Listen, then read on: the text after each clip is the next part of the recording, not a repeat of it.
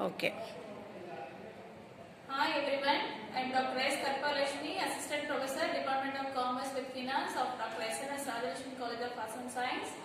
Today we are going to discuss about Consumer Protection Act 1986. The Consumer Protection Act is introduced for the consumers in India. Why we introduced the Consumer Protection Act under Parliament? Because we have to protect the consumers throughout his life, and also what are all the products available in the market, we have to maintain the restricted trade practices. That is, we have to make ethical and proper trade practices in the market, so that the Government of India has introduced the Consumer Protection Act 1986. It was introduced in the year December 1986, and also it came into practice January 1987.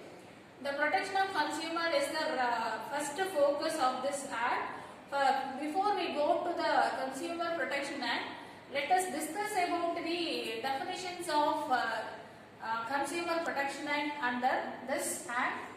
First, what is the customer? We have to know. If we purchase any product, we can call it as a consumer. Those who are all buying our goods and services is called a consumer.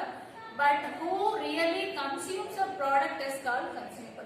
Under Consumer Protection Act, the consumer will be called only who consumes or uses the product is called consumer. Then second definition, consumer dispute. If any dispute arises from the consumer, we can have the right to claim the dispute in the redressal committee. That is consumer dispute. Then third one, restrictive trade practices.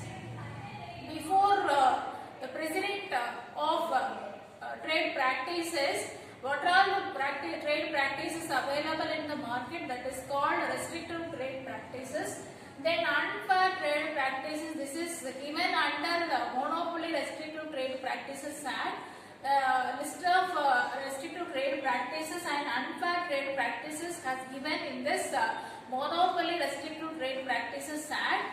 Then next is defect, any shortcoming, imperfection, quality, purity. Is there any defect, fault finding is made by the consumer?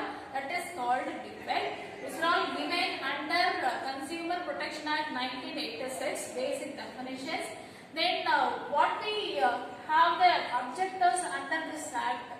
First objective is better protection of the interest of the consumer.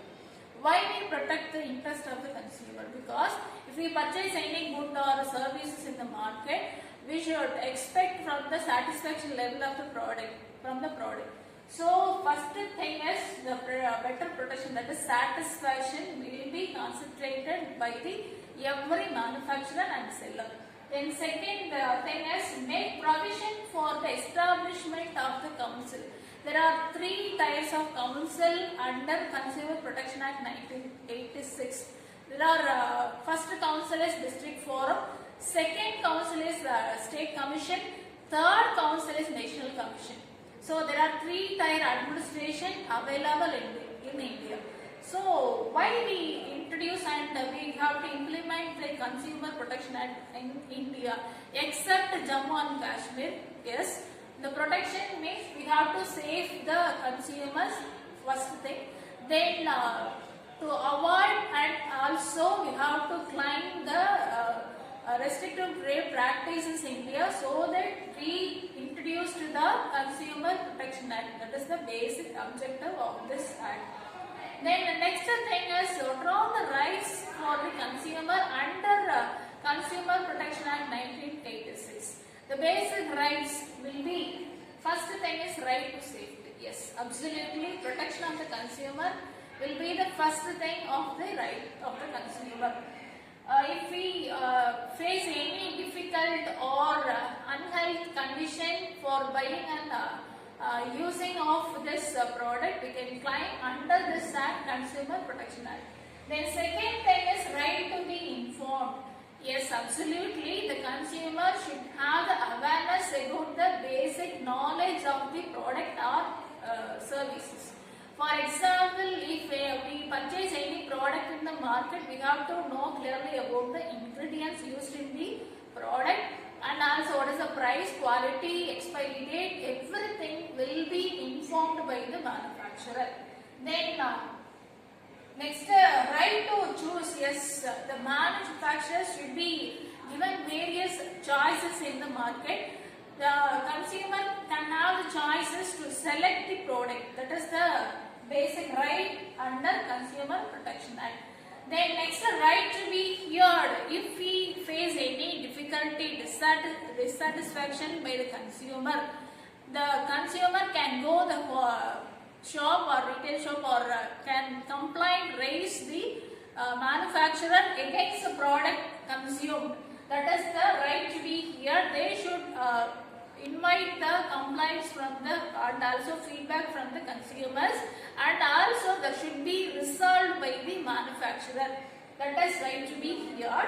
Then next, right to seek redressal. If there are any counsel available in the district or state or national commission, the consumer can have the right to seek redressal for the dissatisfaction of the product or services used by them. Then finally, right to consumer education. Throughout his life, he or she can have the consumer right to education about the consumers, and also what are the claims can be made by them, and also what are the defects if we face anything, where should we apply, that is also given under this Consumer Protection Act. We also know what is the consumer and also what is the buying and selling. If we any product purchase for resale or commercial purpose, that will not be coming under this section, Consumer Protection Act 1996. Really consumed by the consumer only will be taken for the protection of the Consumers Act.